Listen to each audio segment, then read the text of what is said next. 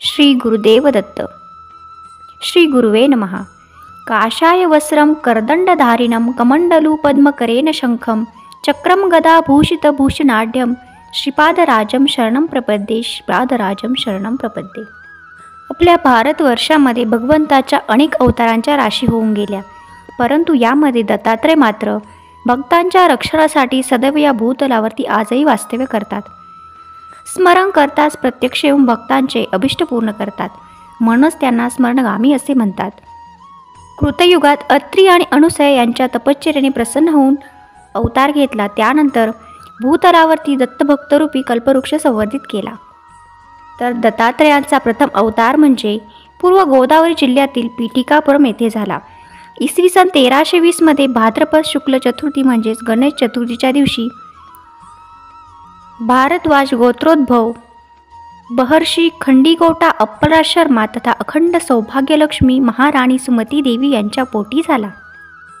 त्यांच्या बाललीला या कृष्णासारख्या अत्यंत मधुर आणि अद्भुत आहेत.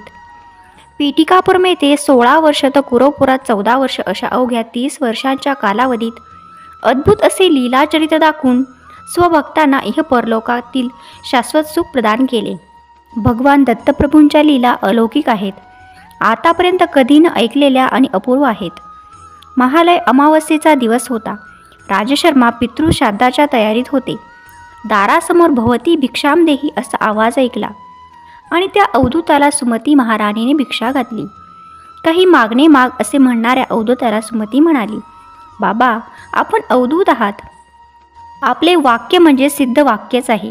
श्रीपाद श्रीवल्लभांचा अवतार लवकरच या भूमीवर होईल असे विद्वान लोक सांगतात. दत्तप्रभू आता कोणत्या रूपात संचार करीत आहेत असा प्रश्न त्यांनी केला. या 100 वर्षापूर्वीपासून या भूमीवर श्री दत्तप्रभू श्रीपाद श्रीवल्लभ या रूपात फिरत आहेत असे ज्ञात होते. आपण मला काहीतरी माग असे म्हटलेत.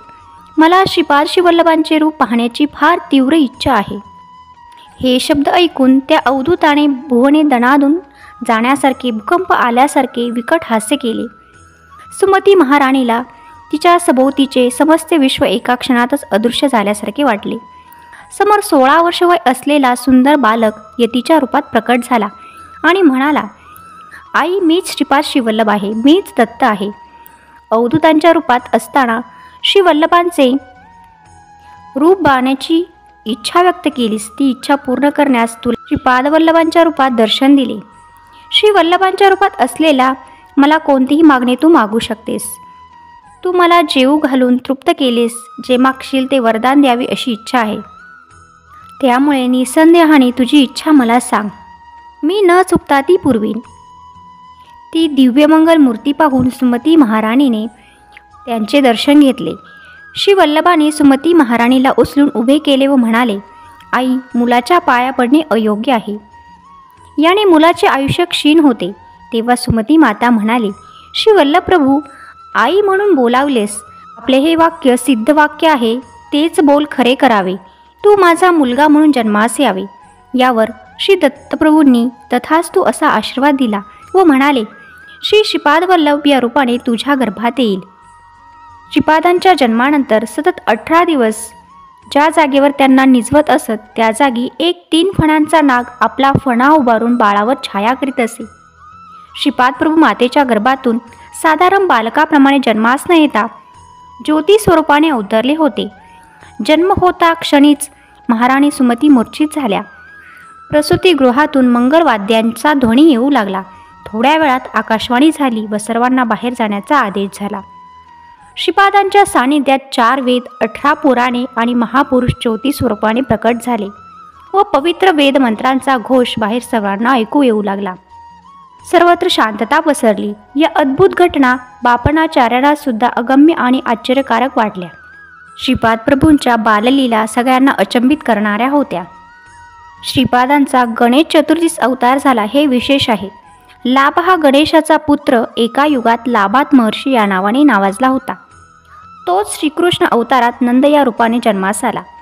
श्री वासवी माता या भूमीवर भास्कराचार्य या नावाने अवतरल्या. लाभ श्रीपाद श्रीवल्लभांच्या अवतार काळात त्यांचे आजोबांच्या स्वरूपात जन्मास आले होते. आपल्या तत्वामध्ये विघ्ननाशक तत्व स्थिर करून श्रीपाद प्रभू अवतरले. ते अवतरले तेव्हा चित्रा नक्षत्र होते. त्या नक्षत्रापासून 27वे नक्षत्र हस्त नक्षत्र असताना कुरवपुरात अदृश्य झाले. जन्मपत्रिकेप्रकारे 27 नक्षत्रात भ्रमण करणाऱ्या नवग्रहापासून मिळणारे अनिष्ट फळ निघून जाण्यासाठी श्रीपादांचे भक्त मंडल दीक्षा घेतात. एका मंडलामध्ये श्रद्धा भक्तीने श्रीपादांचे अर्चन केल्यास किंवा त्यांच्या दिव्य चरित्राचे पारायण केल्यास सर्व कामनांची सिद्धी होते. अशा या श्रीपाद प्रभूंचा जन्म प्राकटीकरण हे चतुर्थीच्या दिवशी झाले. तर यंदाच्या वर्षी दिनांक 7 सप्टेंबर 2024 रोजी श्रीपाद श्रीवल्लभ प्रभूंची जयंती आहे. श्रीपादांनी भक्तांना सांगितलेली 12 अभयवचने आहेत. ती कोणती ते आपण आता बघूयात. माझ्या चरित्राचे पारायण होत असलेल्या प्रत्येक स्थळी मी सूक्ष्म रूपाने असतो. मनोवाक कार्यकर्मणा मला समर्पित असलेल्या साधकांचा मी डोळ्यात तेल घालून सांभाळ करतो. श्री पीठिकापुरममध्ये मी प्रतिदिन मध्यान्हकाळी भिक्षा स्वीकारतो. माझे येणे विरहस्य आहे. सतत माझे ध्यान करणाऱ्याचे कर्म ते कितीही जन्मांजन्मांतरीचे असले तरी मी ते भस्म करून टाकतो. अन्न हे परब्रह्म आहे. अन्नासाठी तळमळऱ्याला अन्न दिल्यास मी त्या दात्यास नक्की प्रसन्न होतो. मी श्रीपाद श्रीवल्लभ आहे. माझ्या भक्तांच्या घरी महालक्ष्मी तिच्या संपूर्ण कलेने प्रकाशित असते. तुमचे अंतकरण शुद्ध असेल तर माझा कटाक्ष सदैव तुमच्यावर असतो.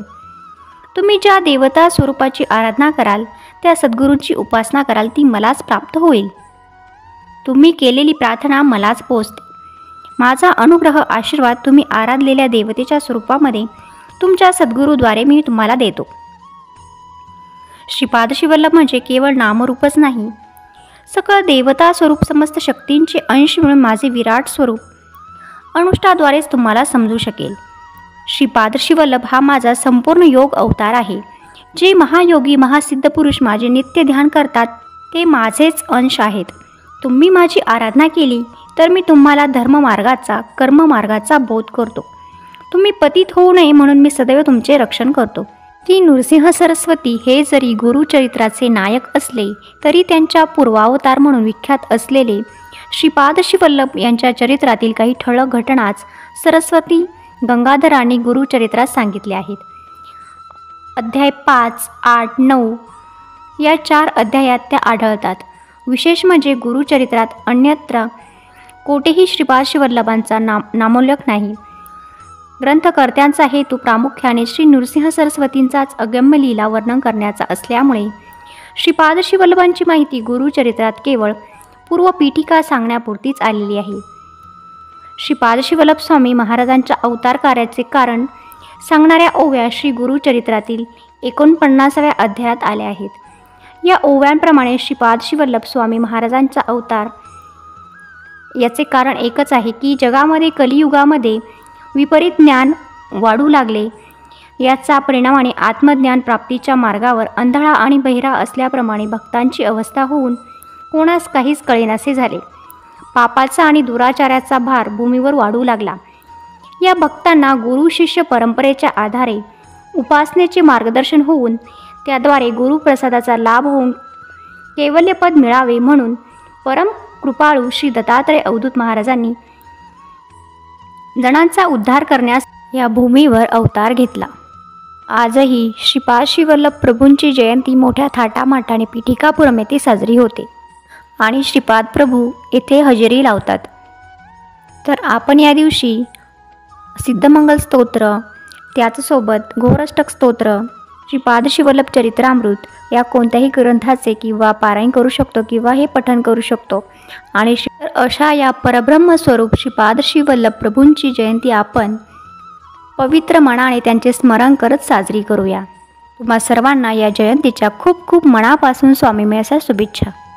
तर या दिवशी तुम्ही श्रीपाद श्रीवल्लभ या चरित्राचे पारायण करू शकता. श्री सिद्धमंगल स्तोत्र याचे पठण करू शकता. त्याचप्रमाणे श्रीपादराजम शरणम प्रपदे या मंत्राचा देखील तुम्ही जप करू शकता. श्रीपादराजम शरणम प्रपदे. श्रीपाद प्रभूंचा जय जयकार असो. श्री स्वामी समर्थ, श्री स्वामी समर्थ, श्री स्वामी समर्थ.